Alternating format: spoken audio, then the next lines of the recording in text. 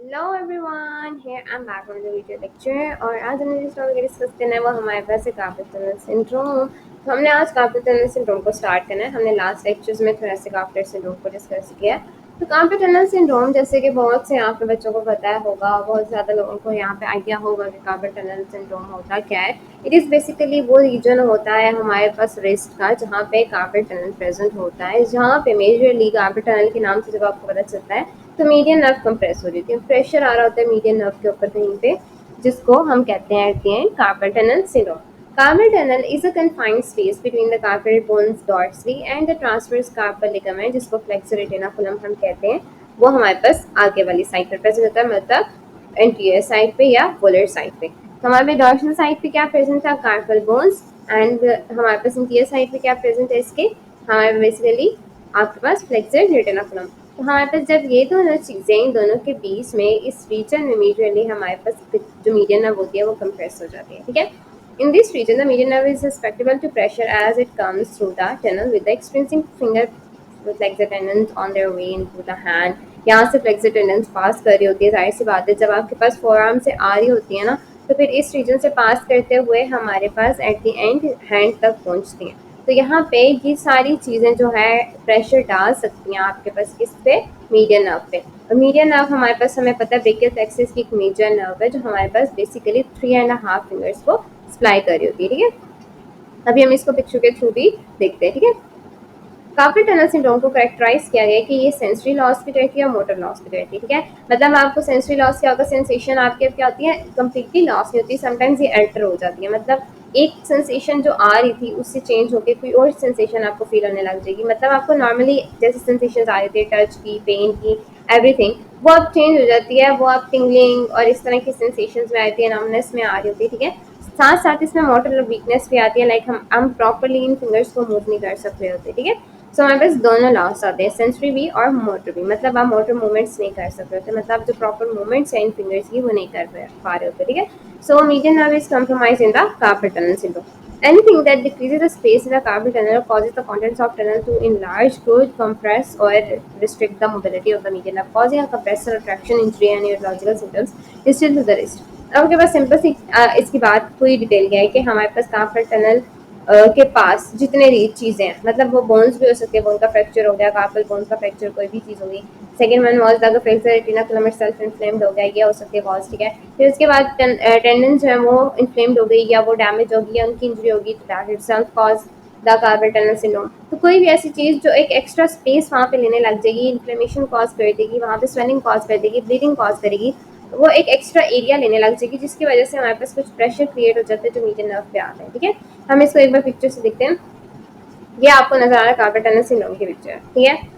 अब हमारे पास carpal tunnel syndrome की पिक्चर आपको नजर आ रही है, ये बेसिकली क्लीवलैंड क्लिनिक की एक पिक्चर है 2023 में। उस टाइम बेसिकली ये रिलीज हुई थी और ये पिक्चर काफ़ी क्लियर थी, तो मैंने कहा ये मतलब बहुत ईजी है समझने के लिए, ठीक है। सो इस पिक्चर में ये था कि मेजरली अगर आप देखो आपका हैंड इस तरह का है, ठीक है। सो 3.5 फिंगर्स का मतलब ये है कि जो ये आपके पास पर्पलिश सा कलर आ रहा है ना, एक शेडेड सा ब्लूइश पर्पलिश कलर आ रहा है, ये बेसिकली ये एरिया है नमनस का, ठीक है। तो ये वाला जो एरिया ना बेसिकली यहाँ पे आपके पास बेसिकली कार्पल टनल सिंड्रोम होता है। अब ये वाला जो रीजन है ना जहाँ से आपको क्रॉस सेक्शन नजर आ रहा है, ठीक है, ये आपके पास जो लिगामेंट आपको नजर आ रहा है ना, बड़ा सा एक चीज कवर हुई है जिस लिगामेंट ने इसको कवर किया हुआ है, ये बेसिकली लिगामेंट कहलाता है फ्लेक्सर रेटिनाकुलम, ठीक है। और ये आपको येलो सी अब क्या चीज नजर आ रही है, बेसिकली मीडियन नर्व। अब यही मीडियन नर्व है जो हमारे पास 3.5 फिंगर्स में सप्लाई करिए। अब आप इसका क्रॉस सेक्शन अगर देखते हो ना, तो हमारे पास जैसे बोन कट हुई और क्रॉस सेक्शन आपके पास यहाँ पे इस रीजन से आया, तो आपके पास नजर आया कि मीडियन नर्व इस रीजन पे प्रेजेंट है। इसका मतलब ये काफ़ी ज़्यादा ऑलरेडी थोड़ी स्पेस पे है, मतलब इसके इर्द गिर्द अगर कोई भी स्ट्रक्चर इनलार्ज होता है या कहीं इन्फ्लेमेशन आती है या ब्लीडिंग होती है, तो यह at the and median nerve को कंप्रेस करेगी, चाहे वो फिर कार्पल बोन्स हों या हमारे पास टेंडन्स हों। जो ये आपको बड़े बड़े नजर आ रहे हैं ना, बेसिकली टेंडन्स है, ठीक है। अब मैं आप पे स्पेसिफिकली आपको नहीं बताती हूँ, फिर वो बहुत मिक्स डिस्टर्ब चीज़ हो जाएगी। ये हमारे पास फ्लेक्सर टेंडन्स है, ठीक है। ये सारे हमारे पास हैंड की फ्लेक्शन के लिए जो मसल्स यूज होते हैं उनके टेंडन्स है। तो बेसिकली सिंपल सी जो बात है, अगर इन टेंडन में से भी कोई इन्फ्लेम्ड होता है, किसी की इंजरी होती है, कोई भी इशू होता है, तो एट द एंड ये भी मीडियन नर्व को कंप्रेस करेंगे। कार्पल बोन्स का फ्रैक्चर होगा, किसी भी बोन का इनमें से फ्रैक्चर होता है, तो बेसिकली ये भी हमारे पास करेंगे। फिर हमारे पास इसके इर्द गिर्द जो हमारे पास टिश्यूज हैं, आर्टरीज हैं, वेन्स हैं, वो जो सारी चीज़ें हैं, किसी का भी डैमेज एट दी एंड हमारे पास क्या कहला करता है, इस रीजन पे मीडियन नर्व को अगर कंप्रेस करता है तो हमारे पास क्या होगा, कार्पल टनल सिंड्रोम। ठीक है, ये चीज़ आपको होप सो क्लियर हो चुकी होगी। ठीक है, अब हम फिर इस तरह से इसको यहीं पे वाइंड अप करते हैं ताकि हमारे पास हम एटियोलॉजी ऑफ सिम्पटम्स को नेक्स्ट में डिस्कस करेंगे, ताकि हमारे पास पार्ट जितने हो सकते हैं हम शॉर्ट करके बनाए ताकि इजीली समझने के लिए आसान है। So thanks for watching. Carpal tunnel syndrome के ना एक बेसिक इंट्रो मैंने दे दिया। ठीक है, बहुत ज़्यादा डिटेल में नहीं गए हम, एक बेसिक इंट्रो दे दिया क्योंकि ये हम जगह जगह पढ़ते भी हैं तो इसकी इतनी ज़्यादा ज़रूरत नहीं थी। बस आपने ये याद रखना है कि ये हमारे पास बेसिकली जो आर्म होता है ना, आर्म, ठीक है, जो हमारे पास हैंड है, आर्म से आर्म लिया, फॉर आर्म हुआ, हैंड आया।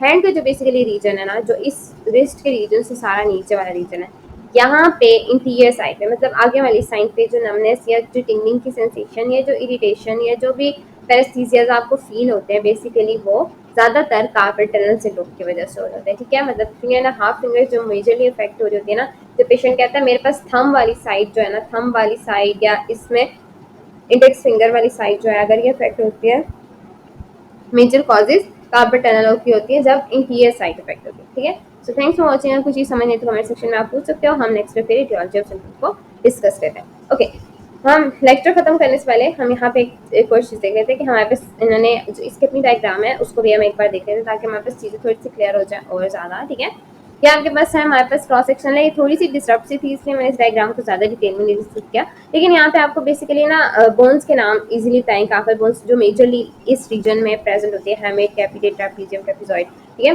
तो हमारे पास हेमेट, कैपिटेट, ट्रेपीजॉइड, ट्रेपीजियम, ये जो है ना हमारे पास चार बोन्स यहाँ पे आपको नजर आ रही है, इसका क्रॉस सेक्शन नजर आ रहा है। ठीक है, बेसिकली फिर आप इंटीरियर साइड पे देख सकते हो कि फ्लेक्सर रेटिनाकुलम आपको नजर आ रहा है। ठीक है, फिर मीडियन नर्व आपको यहाँ इस रीजन में थोड़ी सी डार्क सी ब्लू सी नजर आएगी। ठीक है, ये हमारे पास है मीडियन नर्व। अल्नर आर्टरी और अल्नर नर्व जो है वो आपको यहाँ पे नजर आएगी। जो नर्व है ना बेसिकली वो उन्होंने थोड़ी सी डार्क से कलर में की हुई है, बाकी सारी भी ब्लू से कलर में, लेकिन इसमें जो नर्व्स है ना थोड़ी डार्क सी है, तो वो आपको नजर आ जाएगी। बाकी आपको सारे फ्लेक्सर टेंडन्स नजर आ रहे हैं, जो फ्लेक्सर डिजिटोरम सुपरफिशियालिस का है, फ्लेक्सर डिजिटोरम प्रोफंडस का है, फ्लेक्सर कार्पाइडियालिस का है। ठीक है, सो हमने यहीं पे खत्म करते हैं क्योंकि हमारे पास इन चीज़ों को डिस्कस करने के लिए बहुत ज़्यादा डिटेल नहीं है। अभी हमने आगे थियोलॉजी ऑफ सिम्पटम्स को और इन चीज़ों को ज़्यादा डिस्कस करना है। हमारे पास एनाटॉमी जो है कार्पल टनल की वो इतनी ज़्यादा मेजरली जो है हम डिस्कस कर चुके हैं ऑलरेडी लास्ट लेक्चर्स में, और जो कार्पल टनल सिंड्रोम वाली डिटेल्ड वीडियोस थी, अगर किसी को नहीं ज़्यादा समझ आती तो आप वो डिटेल वीडियोस जाके देख सकते हो, तो वो भी प्रेजेंट है, उसके लिंक्स मैं ऊपर भी दे दूंगी और साइट पे भी। ठीक है,